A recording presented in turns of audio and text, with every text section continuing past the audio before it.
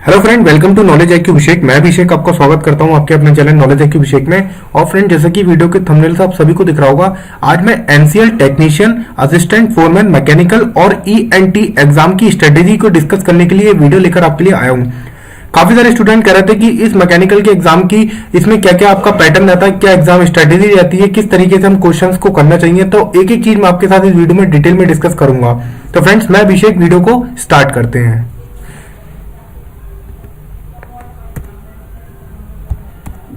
तो जैसा कि आप लोग को सभी को पता होगा, एनसीएल टेक्नीशियन का जो एग्जाम पैटर्न है यहाँ पर आप लोग को स्क्रीन पर दिख रहा होगा। एनसीएल टेक्नीशियन एग्जाम या कह सकते हो कि जो आपका फोरमैन असिस्टेंट फोरमैन दोनों का सेम ही एग्जाम है। तो यहाँ पर जो एग्जाम का पैटर्न है आप लोग देख सकते हैं, दो पार्ट में आपका पेपर आने वाला है, पार्ट ए और पार्ट बी। पार्ट ए में आप लोग देख सकते हैं यहाँ पे टेक्निकल सब्जेक्ट होगा, जो भी आपका मैकेनिकल या ENT का है वो। और पार्ट बी में आपका जनरल सेक्शन, जैसे कि general intelligence, mental ability, aptitude, जो आपका 30 मार्क्स का आने वाला है। तो यानी आपका टेक्निकल का बहुत बड़ा 70% का पार्ट है, और आपका जो टेक्निकल के बाद जो जनरल सेक्शन है वो 30% का आपका वेटेज रखता है। तो टोटल जो आपका देख सकते हैं 1.5 घंटे यानी 90 मिनट का आपका पेपर होने वाला है, और जो टोटल मार्क्स होंगे 100 मार्क्स आपके होने वाले हैं। यहाँ पर मैं आपको पेपर भी दिखाऊंगा कि किस तरीके के पेपर में क्वेश्चंस आते हैं, टेक्निकल का पेपर भी दिखाऊंगा, और साथ साथ जनरल एप्टीट्यूड जो सेक्शन है वो जो उसके जो 30 क्वेश्चन है वो आपको दिखाऊंगा, ताकि आप लोग को एक आइडिया लग जाए कि पेपर किस टाइप का होता है और हम किस तरीके से उसको अच्छा अप्रोच करके अच्छे स्कोर कर सकते हैं, और कौन कौन से सेक्शन पे हमें ज्यादा ध्यान देना है। तो हम लोग पेपर को स्टार्ट करते हैं। तो जैसा कि आप लोग स्क्रीन पर देख रहे होंगे, यहाँ मैंने मेंटल एबिलिटी का जो पेपर है उसका पैटर्न खोल रखा है कि जो यहाँ पर देखिए 30 क्वेश्चन, जो किस टाइप के 30 क्वेश्चन पिछली बार आए थे वही 30 क्वेश्चन यहाँ पर आपको मैं प्रीवियस ईयर पेपर के थ्रू प्रोवाइड कर रहा हूँ। तो यहाँ पे देखिए 25 क्वेश्चन है, 5 क्वेश्चन इसमें मुझे नेट पे नहीं मिले, तो जितने मुझे मिले आपको प्रोवाइड कर दूंगा, ताकि आपको आइडिया लग जाए इसमें कि इसमें लगभग आपका किस टाइप के क्वेश्चंस आते हैं। तो देखिए, जो आपका मेंटल एबिलिटी का जो सेक्शन मैंने बताया था 30 नंबर का आपका यहाँ पे सेक्शन है, 30 क्वेश्चन आएंगे आपके। तो उसमें किस लेवल के क्वेश्चन आते हैं और किस टाइप के क्वेश्चन आते हैं वो आपको यहाँ पे स्क्रीन पे दिख रहे होंगे। तो यहाँ पे आप देख सकते हैं एक पजल का क्वेश्चन है, तो यानी आपको इस तरीके के पजल के क्वेश्चन आपको कर लेने हैं। मैं आपको यहाँ पे सोल्यूशन प्रोवाइड नहीं करूंगा, ये आप बेसिक सोल्यूशन से आप लोग अपना जो है मतलब क्वेश्चंस को देख लीजिए कि, और निशान मान लीजिए, अपनी कॉपी पे नोट कर लीजिए कि आपका जैसे पहला सेक्शन जो हो गया पजल से आपका एक क्वेश्चन बन रहा है, उसका देखिए परसेंटेज से भी आपका एक क्वेश्चन आ रहा है। और अब यहाँ देख सकते हैं टाइम, मैन और वर्क, यहाँ पे देख सकते हैं टाइम, मैन और वर्क से भी आपका एक क्वेश्चन है।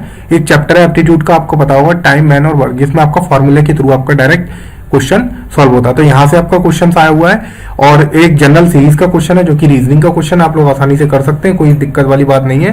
प्रॉफिट एंड लॉस से भी आपका यहाँ पे देखिए क्वेश्चन यहाँ पे बना हुआ है। तो चैप्टर में एप्टीट्यूड में आपके 3 चैप्टर हो गए, आपने नोट करा होगा। एक परसेंटेज हो गया आपका, एक प्रॉफिट एंड लॉस हो गया, और आपका जो तीसरा हो गया मैन और टाइम वाला जो आपका आता है। उसके बाद आप देख सकते हैं, अब यहाँ से आपका जो देखिए मेन आपका यहाँ पे देख सकते हैं 3 चैप्टर ही हैं जो आपके यहाँ पे अभी आपको दिखाता हूँ मैं, कवर करे गए हैं। बाकी आगे भी देखते हैं कौन कौन से चैप्टर्स में कवर करें हम लोग, उसे भी देखेंगे। तो यहाँ पे देख सकते हैं it was Wednesday on July 15 जुलाई 1964, तो what was day on the 15 जुलाई 1965। तो यहाँ पर देखिए ये आपका रीजनिंग का क्वेश्चन है, आपका आप लोग ने पता होगा ईयर वाला जो क्वेश्चन आता है, तो उससे रिलेटेड आपका ये क्वेश्चन है। इसे करने के लिए काफी आसान शॉर्ट ट्रिक्स होती हैं, आप आसानी से कर सकते हैं, कोई ऐसी दिक्कत आपको नहीं आएगी, इस टाइप का क्वेश्चन आपको हो जाएगा। तो रीजनिंग में आप देख सकते हैं डे वाले भी आपको क्वेश्चन आ रहे हैं, तो इस चैप्टर को थोड़ा सा ध्यान से देख के जाएं। और देखिए फिर यहाँ पे एवरेज का क्वेश्चन आया हुआ है, एवरेज का एक चैप्टर आप लोग अच्छे से करें, एवरेज भी इजी होता है, कोई ज्यादा दिक्कत नहीं आती। क्वेश्चंस का लेवल देखिए आप यहाँ पे खुद देख सकते हैं, क्वेश्चंस का लेवल जो है ज्यादा हार्ड नहीं है, बहुत बेसिक एप्टीट्यूड के क्वेश्चन आए, एक लाइन में आप लोग ये क्वेश्चन कर सकते हैं। इस तरीके से देखिए रेक्टेंगल का यहाँ पे आपको क्वेश्चन दे रखा है, आपका इससे केवल पैरामीटर पूछा गया है, तो आप यहाँ पे भी आसानी से इसका पैरामीटर जो है आप लोग कर सकते हैं। तो यहाँ पर भी आपको कोई दिक्कत नहीं आएगी, इजी क्वेश्चन है, काफी आप लोग कर लेंगे। उसका देखिए लीप ईयर वाला, देखिए यहाँ पे आप लोग ये बात नोट करना, यहाँ पे जो रीजनिंग के क्वेश्चन है मैं देख रहा हूँ पेपर के अंदर, जो रीजनिंग के क्वेश्चन है आपके यहाँ पे डे वाले से ज्यादा आए हैं। जो आपका चैप्टर होता है जिसमें आपको डे वगैरह, लीप ईयर वगैरह से जो चैप्टर होता है उससे थोड़ा सा आप अच्छे से करके जाए। 2 क्वेश्चन मुझे अभी तक दिख चुके हैं। बाकी देख सकते हैं यहाँ पर आपका ये जो क्वेश्चन है मेंसुरेशन से क्वेश्चन है, radius of the pool south club is twice the radius of the pool in the north Delhi club, the area of the pool in the south Delhi club is how many area of the pool of the north Delhi club. तो यहाँ पे इस तरीके से देखिए थोड़ा सा logic वाला क्वेश्चन है, जिसे आप आराम से सॉल्व कर सकते हैं। यहाँ पर रेडियस वगैरह जो दुगनी दे रखी है, तो इस तरीके से आपका देख सकते हैं पूल का आपका किस तरीके से होता है, आप क्वेश्चन आराम से सॉल्व कर सकते हैं। इसे डेसिमल फ्रैक्शन में लिखना है, तो ये भी इजी क्वेश्चन है, बहुत आसान है, इसमें तो आप लोग डायरेक्ट ही कर लेंगे। और यहाँ पर देखिए आपसे पूछा गया है कि जो circumscribe around square shown in the figure, circle जो दिखा रहा है इसका जो आपका एरिया पूछा गया है, जो the area of the one of the four shaded portion is equal to 4/7 radius of the circle.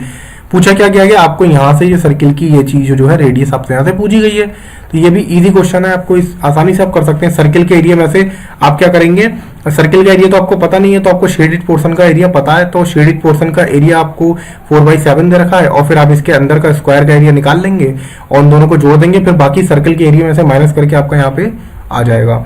इस तरीके से आप थोड़ा सा यहाँ पे कॉमन सेंस और ट्रिक लगा के इस क्वेश्चन को कर सकते हैं, कोई ज्यादा दिक्कत आपको नहीं आएगी। देखिए सीरीज पूछी गई है, बेसिक क्वेश्चन आप कर ही लेंगे। देखिए फिर यहाँ पे आपका जो है आप कह सकते हो कि प्रॉफिट एंड लॉस से ही ये क्वेश्चन है, परसेंटेज वगैरह डिस्काउंट वगैरह से, तो यहाँ पर भी आप लोग आसानी से कर सकते हैं। यानी 3-4 चैप्टर ही एप्टीट्यूड के यहाँ पे आप देख सकते हैं लगातार पूछे जा रहे हैं। तो एप्टीट्यूड में आप लोग ये चीज ध्यान रखिए कि आपको प्रॉफिट एंड लॉस हो गया, आपको मेंसुरेशन की कुछ इंपॉर्टेंट है, सर्किल हो गया और रेक्टेंगल वगैरह, इनसे क्वेश्चन आपको करने हैं। यहाँ पे आप लोग क्वेश्चन देख सकते हैं, आपका जो है टाइम एंड डिस्टेंस से क्वेश्चन है, ये भी आपका एप्टीट्यूड का क्वेश्चन है। टाइम एंड डिस्टेंस का चैप्टर इसमें कवर करा गया है, तो टाइम एंड डिस्टेंस के भी बेसिक क्वेश्चंस आप लोग को आने चाहिए कि टाइम एंड डिस्टेंस के हम क्वेश्चन कर सकते हैं। देखिए यहाँ पर मैं आपको ज्यादा डिटेल में नहीं बता सकता, क्योंकि खुद में एक अपना टाइम एंड डिस्टेंस एक बहुत बड़ा चैप्टर है, बहुत सारी इसकी कॉन्सेप्ट है, लेकिन मैं आपको बता देना चाहता हूँ यहाँ पर जो क्वेश्चन है वो आप लोग देख लीजिए और आपको क्वेश्चन लगाने की कोशिश करिए। बाकी इसकी आंसर की भी मैं आपको टेलीग्राम में भेज दूंगा, देखिए आंसर की इसकी नीचे दे रखी है, तो कोई दिक्कत नहीं है, आप इस आंसर इसमें आपको मिल जाएंगे, तो आप ताकि सॉल्व कर सकते हैं इस पेपर को। और अगर कोई भी दिक्कत होती है तो टेलीग्राम में आप मुझसे इसका सोल्यूशन भी प्रोवाइड मैं कर दूंगा, तो आपको कोई दिक्कत इसमें नहीं आएगी। और देखिए यहाँ परसेंटेज को पूछा गया 3/4 का, तो ये भी बहुत आसान है, आप लोग कर ही लेंगे। और देखिए आप यहाँ पे balls and black there containing 3 balls and 9 blacks, और यहाँ पे देखिए यहाँ पर प्रोबेबिलिटी, यहाँ प्रायिकता से भी आपका ये भी आपका एप्टीट्यूड का ही जो है चैप्टर है, एप्टीट्यूड से ही आया ये वाला आपका। तो यहाँ पे आप लोग देख सकते हैं एप्टीट्यूड में प्रोबेबिलिटी से भी आपको क्वेश्चन बनना है। देखिए पैरामीटर देखिए रेक्टेंगल और सर्किल से है, तो आपका इसका मतलब मेंसुरेशन के जो कुछ इंपॉर्टेंट फॉर्मूलेज हैं, जैसे कि मेंसुरेशन में आपका स्क्वायर का हो गया, सर्किल का हो गया, स्पेयर का हो गया और आपका रोम्बस का हो गया, ये सब जो आपके हैं इन सब के आपके फॉर्मूले आपको अच्छे से याद करके जाना, ताकि आप आसानी से सवालों को सॉल्व कर सकें। और देखिए यहाँ पे 2 सेक्शंस में दे रखे हैं, स्टूडेंट्स वगैरह दे रखे हैं, over the section the cent become 3 times of the strength भी, तो ये एक आपका जनरल एप्टीट्यूड का क्वेश्चन है, जिसे आप इक्वेशन बना के आसानी से सॉल्व कर सकते हैं, तो आपको इसमें कोई दिक्कत नहीं आएगी। पूछा गया सबसे छोटा कौन सा है, तो इसकी भी आप लोग को पता होगा, सबसे छोटा निकालने की भी आप या तो भाग करके निकालें, या इसकी शॉर्ट ट्रिक अपना के भी आप इसे कर सकते हैं, तो ये आप पे डिपेंड करता है आप कैसा करना चाहते हैं। तो देखिए वेरी पेट्रोल और लीटर और उसका देखा part with consumption where the price is 6 litre, जब 6 लीटर है तो उसका कंजम्पशन पूछा गया। तो यहाँ पे देखिए एक सीरीज है, 1.5 का अगर 60 है, 2 का अगर 45 है, तो इस तरीके से 3 का 30 है, तो यहाँ पे इस तरीके से आपका एक सीरीज चल रही है, जिसमें आपको थोड़ा सा लॉजिक लगा के आप कर सकते हैं।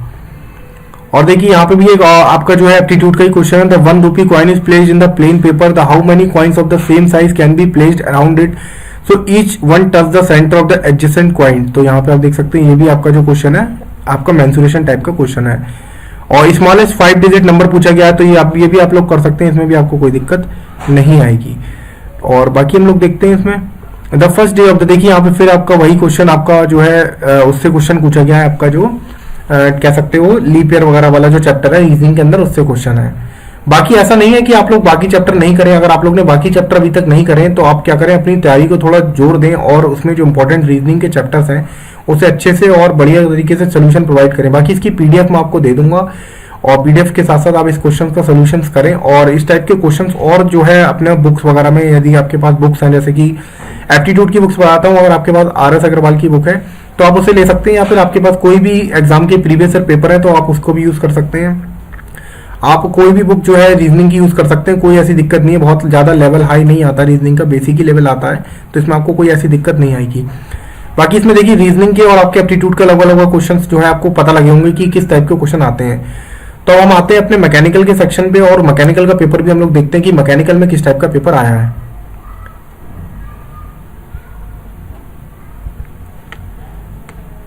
तो यहाँ पर देखिए मैकेनिकल के पेपर पे आ चुका हूँ कि मैकेनिकल में किस टाइप का यहाँ पे पेपर आया, तो आप लोग देख रहे होंगे। तो मैकेनिकल का पेपर जो है आप लोग इसमें दिखाता हूँ मैं आपको, टोटल 70 क्वेश्चन होंगे, आप यहाँ देख सकते हैं टोटल 70 क्वेश्चन यहाँ पर है, क्योंकि आपको पता है 30 नंबर का तो आपका जो रीजनिंग एप्टीट्यूड का सेक्शन है वो आपका आता है, और साथ साथ आपका जो 70 नंबर का होता है वो मैकेनिकल का सेक्शन यहाँ पे कवर किया जाता है। तो मैकेनिकल के सेक्शन को मैं आपको एक बार करा भी देता हूँ, ताकि आपको फटाफट आपको ये क्वेश्चंस भी थोड़े से आइडिया लगे कि पिछली बार जो क्वेश्चंस है वो किस टाइप के क्वेश्चंस आए थे। आपको कुछ इंपॉर्टेंट पॉइंट्स भी इसमें मैं डिस्कस कर दूंगा, ताकि आपको कोई दिक्कत ना आए। तो आप लोग यहाँ पर जो पहला क्वेश्चन देख रहे होंगे जो पहला क्वेश्चन है वो काफी इंपॉर्टेंट और काफी बार ये क्वेश्चन जो है मतलब पेपर में रिपीट होता रहता है, और ये आपका एसएससी जेईई वगैरह में भी क्वेश्चन रिपीट होता है। तो देखिए टीआईजी वेल्डिंग के अंदर आपकी कौन सी दो गैसेज यूज होती है ये आपको पता होगा, जो इंपॉर्टेंट है हीलियम और आर्गन। तो ये आपका इंपॉर्टेंट क्वेश्चन है, हीलियम और आर्गन। तो ये आपसे पेपर में काफी बार पूछा भी जाता है। देखिए लिंडे वेल्डिंग जो होती है वो क्या होती है? लिंडे वेल्डिंग आपकी जो होती है इसके अंदर आपको देखिए राइट वार्ड टेक्निक होती है। लिंडे वेल्डिंग के अंदर आपकी कार्बोनाइजिंग फ्लेम होती है, हमेशा ध्यान रखिए कार्बोनाइजिंग फ्लेम। और आपको एक बता दूं, ये क्वेश्चन जो होते हैं आपको ये क्वेश्चन एट द टाइम याद होने चाहिए, वरना आप लोग कंफ्यूज हो जाएंगे। अब आप लोग को पता होगा लिंडे वेल्डिंग का कार्बोनाइजिंग फ्लेम से रिलेशन है, तो आप इस क्वेश्चन को सही कर देंगे। आपको उस समय नहीं पता होगा तो आप ये क्वेश्चन नहीं सही कर पाएंगे। तो इस चीज का थोड़ा सा विशेष रूप से ध्यान दीजिए, जो क्वेश्चन अच्छे होते हैं उन्हें प्रैक्टिस के थ्रू आप लोग याद कर लीजिए। थोड़ा जूम कर देता हूँ स्क्रीन को और ना, ताकि बड़ा देखिए आपको। और देखिए वेल्डिंग ऑफ ग्लास, ग्लास की वेल्डिंग आप किससे करते हैं? ग्लास की वेल्डिंग हम करते हैं, आपको पता होना चाहिए। जितने भी ग्लास होते हैं उनकी जो वेल्डिंग होती है आपकी, अब देखिए एक्सप्लोसिव से तो ग्लास की होगी नहीं, आप खुद ही नेग्लेक्ट करके चल सकते हैं। इलेक्ट्रॉन बीम वेल्डिंग से भी आपकी कोई भी ग्लास की वेल्डिंग नहीं होगी। अब यहाँ देख सकते हैं वेल्डिंग की बात कर रहा है, तो आपकी जो ग्लास की वेल्डिंग होती है वो आपकी जो होती है लेजर बीम वेल्डिंग से आप लोग ग्लास की वेल्डिंग कर सकते हो, लेजर बीम वेल्डिंग से। अब देखिए कोल्ड चीजल जो होती है वो आपकी फोर्जिंग से बनती है, आपको पता होगा, तो बेसिक क्वेश्चन है। कोल्ड चीजल जो होती है आपकी फोर्जिंग से। देखिए the process extensively use for making bolt and nut, bolt and nut बनाने के लिए हम कौन सी प्रोसेस का यूज करते हैं? तो ये बहुत ही ज्यादा इंपॉर्टेंट क्वेश्चन है, आपको पता होगा कोल्ड हेडिंग। कोल्ड हेडिंग के थ्रू हम लोग क्या करते हैं? बोल्ट और नट बनाते हैं। Structural section, rail, angle block, I beam, ये सब आपके किससे बनते हैं? एंगल्स हो गए, आई बीम्स हो गए, ये जो आपके बनते हैं ये आपके हॉट रोलिंग से बनते हैं। बड़े बड़े रोलर होते हैं जिनके थ्रू ये बनाए जाते हैं, हॉट रोलिंग इसका करेक्ट आंसर हो जाएगा। देखिए स्पिनिंग में जो metal deform, mode of deformation of the metal during spinning के अंदर आपका मेटल कैसा डिफॉर्म होता है? वो बेंडिंग होती है और साथ साथ उसकी स्ट्रेचिंग होती है। तो इस चीज को आपको याद रखना है। इन डाई कास्टिंग मशीनिंग अलाउंस, आपका डाई कास्टिंग में क्या मशीनिंग अलाउंस देते हैं? डाई कास्टिंग में मशीनिंग अलाउंस देने की कोई जरूरत ही नहीं है। ये आपका मशीनिंग अलाउंस वगैरह जो होता है आपका कास्टिंग वगैरह में देते हैं, क्योंकि वहां पर श्रिंकेज वगैरह होता है काफी, तो इसलिए आपको यहाँ पे डाई कास्टिंग में उतना ही, जितना बड़ा आपका टूल होता है उसी साइज का आपका जो है लगभग आपका जो वर्कपीस है बन जाता है, तो आपको ज्यादा मशीनिंग अलाउंस की जरूरत नहीं पड़ती। आगे देखते हैं the property of sand due to which sand grains stick together is called. Sand के ग्रेन्स आपस में स्टिक हो जाते हैं तो उसको प्रॉपर्टी को हम क्या कहते हैं? तो उसको हम कहते हैं कोहेसिवनेस। ठीक है, तो इस चीज को आपको याद रखना है। अब देखिए casting defect which occurs near the ingate are as throw as rough lumps on the surface of the casting. अगर आपके इनगेट पे देख सकते हैं एज रफ लम्प्स हैं, तो आपका ये जो कास्टिंग डिफेक्ट है वो आपका क्या कहलाएगा? तो ये जो आपका कास्टिंग डिफेक्ट कहलाता है ये सैंड वॉश कहलाता है, सैंड वॉश। ये बाकी भी आपको पता होना चाहिए, इसके भी ऑब्जेक्टिव पेपर में आते हैं। देखिए बट ज्वाइंट का आपको खुद ही देख के लग रहा होगा, बट ज्वाइंट का जो आपका होता है वो आपका किस टाइप का होता है? तो यहाँ पे आप देख सकते हैं जो बट जॉइंट होता है वो आपका कई टाइप से आपका ज्वाइंट बनाया जा सकता है। तो बट का जो होगा आपका ये वाला जो होगा आपका क्लियर हो जाएगा। ठीक है, वैसे बट ज्वाइंट इस तरीके से आप लोग ने देखा होगा, प्लेट के अंदर यहाँ पे बट ज्वाइंट बनाते हैं। ठीक है, ये जो ज्वाइंट आपका आता है ये फ्लेट में भी यूज कर लेते हैं, इस तरीके से आपका फ्लेट ज्वाइंट होता है, आपको बता देता हूँ मैं, इस तरीके से बनता है ये फ्लेट में। तो बट ज्वाइंट का हम ये बेसिकली यूज करते हैं, सीधे सीधे दो वर्कपीस को जोड़ते हैं, ऐसे मतलब सीधे सीधे लगा के वर्कपीस को जोड़ देते हैं। In drawing voltage radius of the chamber arc for the bolt nominal diameter of D. तो यहां पर देखिए ये भी आपका याद करने वाले क्वेश्चन है, जो इसका जो होता है वो 1.5 होता है। देखिए material set to be ductile, अगर मटेरियल अगर डक्टाइल है तो इसका मतलब क्या है? उसके अंदर 15% से ज्यादा जो है इलोंगेशन हो सकता है। The property of the material which enable to twisted bend stretch. देखिए ट्विस्टेड भी हो रही है, बैंड भी हो रही है, स्ट्रेच हो रही है, तो ये कौन सी प्रॉपर्टी है? और stretch under a high stress before rupture is known as. तो ये जो आपकी प्रॉपर्टी होती है आपकी होती है टफनेस। तो इस चीज को आपको याद रखना है। देखिए the shock resistance of steel is increase by, steel का शॉक रेजिस्टेंस आपका कैसे जो है बढ़ेगा? तो स्टील का जो शॉक रेजिस्टेंस है आपका बढ़ेगा अगर आप निकेल और क्रोमियम को मिला देंगे स्टील के अंदर। यह मैं ज्यादा डिटेल के साथ नहीं बता रहा हूं ताकि वीडियो लंबी ना हो जाए, आपको फटाफट आपको क्वेश्चन दिखा दे रहा हूं, ये जो पेपर में पिछली बार आए थे। अगला देख सकते हैं आपका यहाँ पर जो alloy steel and high speed steel कितने 1100 से लेकर, स्टील के लिए 1100 से 1300 लगभग ऑस्टेनाइट रेंज पर ही आपका जो होता है हीट करी जाती है।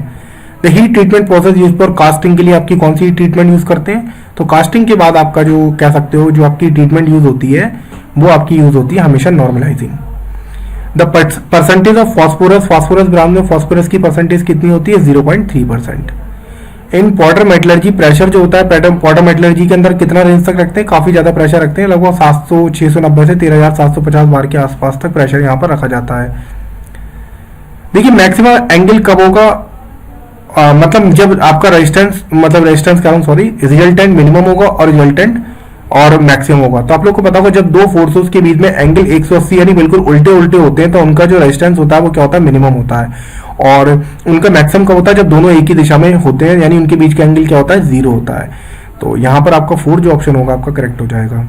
पॉइजन रेशियो आपका स्टील का जो होता है 0.33 से इसके बीच में आपका वेरी करता है, ये स्टील का होता है बता रहा हूँ मैं, लेकिन आपसे पूछा किसका गया, यहाँ पे चीज ध्यान रखिए, यहाँ पे पूछा गया कास्ट आयरन का। ये क्वेश्चन डीएमआरसी के भी अंदर आपका पूछा जा चुका है, तो इसका जो आंसर हो जाएगा वो इससे कम ही होगा, स्टील से, इससे ज्यादा तो नहीं होगा। तो 0.23 से लेकर 0.27 तक आपका कास्ट आयरन के अंदर होता है। देखिए पॉइंट ऑफ कॉन्ट्राफ्लेक्चर आपका कौन सी बीम में होता है, पॉइंट ऑफ कॉन्ट्राफ्लेक्चर आपका ओवरहैंगिंग बीम में होता है, तो इस चीज को आपको याद रखना है। ओवरहैंगिंग बीम के अंदर ही आपका पॉइंट ऑफ कॉन्ट्राफ्लेक्चर बनता है।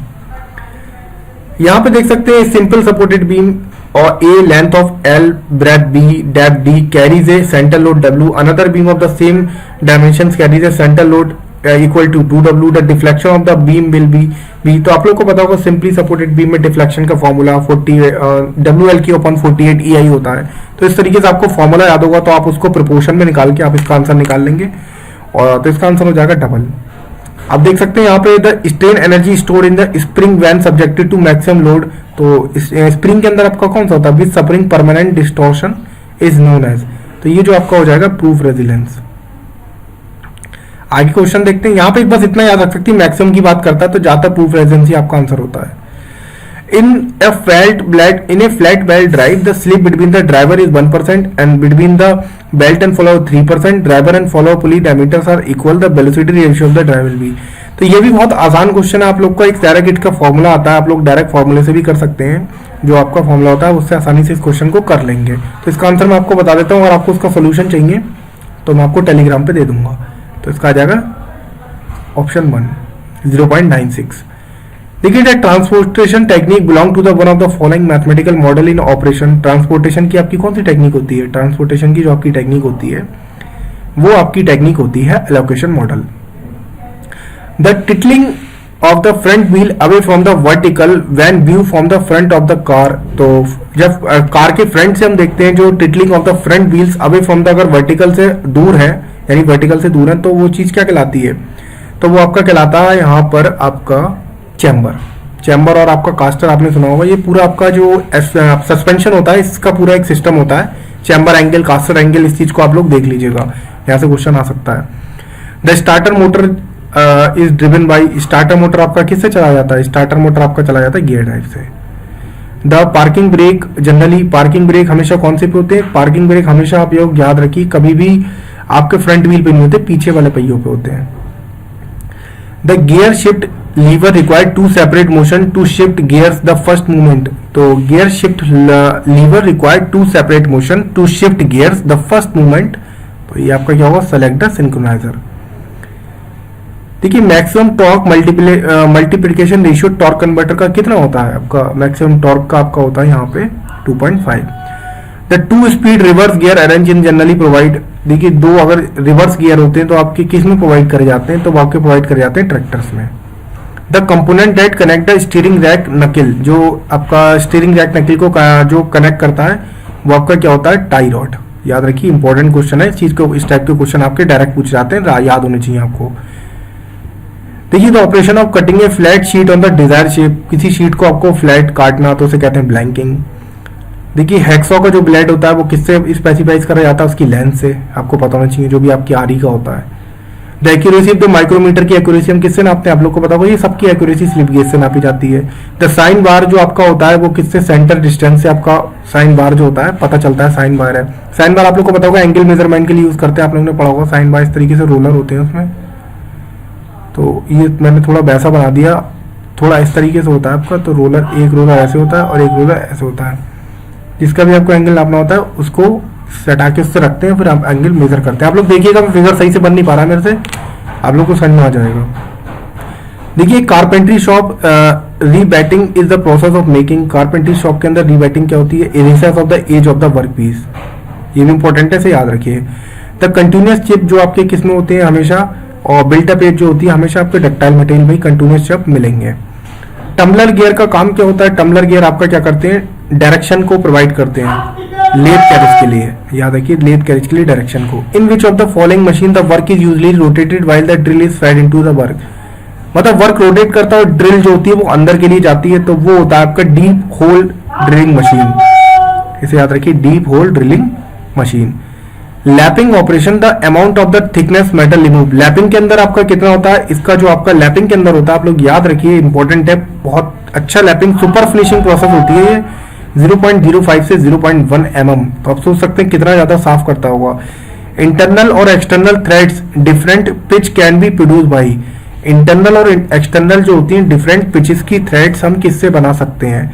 तो इसके लिए आपका जो होता है हमेशा देखिए प्लेनेटरी मिलिंग मशीन। अब ये क्वेश्चन भी आपको याद होने चाहिए, तभी आप लोग को उस समय ध्यान में आएगा, वरना ये क्वेश्चन में आप कुछ भी अपना दिमाग सोल्यूशन नहीं लगा सकते, क्योंकि ये बिल्कुल अलग टाइप के क्वेश्चन होते हैं, आप लोग को उस समय क्लिक करना चाहिए। गियर फिनिशिंग ऑपरेशन आपका कौन सा होता है? गियर फिनिशिंग ऑपरेशन आपका बर्निशिंग होता है। बर्निशिंग आपका क्या होता है? ग्रेन फिनिशिंग ऑपरेशन होता है। एफएमएस क्या होता है? आप लोगों ने सुना होगा फ्लेक्सिबल मैन्युफैक्चरिंग सिस्टम, ये आप लोगों ने सुना होगा, काफी फेमस है आजकल, कैड कैम के साथ इसका यूज आने लगा है, और सीआईएम वगैरह में भी इसका यूज है। तो यहाँ देख सकते हैं 45 का जो होगा, बहुत ज्यादा जब आपको वॉल्यूम चाहिए होता है, बहुत ज्यादा बड़ा आपको प्रोडक्शन करना होता है, तब ये सिस्टम का आप यूज करते हैं। ये बहुत फ्लेक्सिबल होता है, एफ फॉर फ्लेक्सिबल होता है, इसमें पूछा जाता है कभी कभी। CNC drilling machine is considered to be, तो सीएनसी ड्रिलिंग मशीन आपकी क्या होती है? PTP control machine, PTP control machine. बाकी देख सकते हैं steam welding is best adapted for thickness ranging from steam, जो स्टीम वेल्डिंग, सॉरी स्टीम कर रहा हूं मैं, सीम वेल्डिंग आपकी कितनी थिकनेस के लिए होती है? 0.05 से लेकर 3 तक, ठीक है, तो इस चीज को आपको याद रखना है।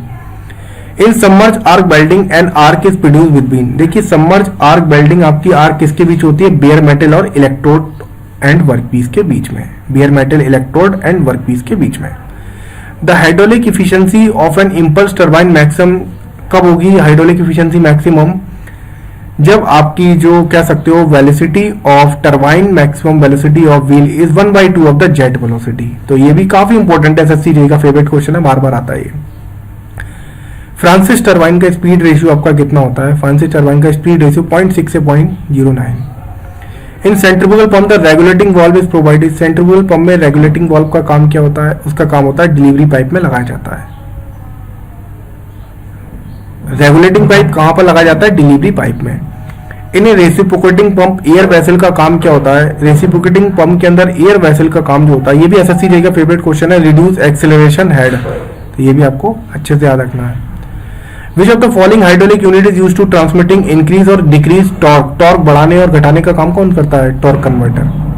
The best suited boiler for meeting the fluctuating demand, अगर आपकी डिमांड घट बढ़ रही है तो आप कौन सा बॉयलर को यूज करेंगे?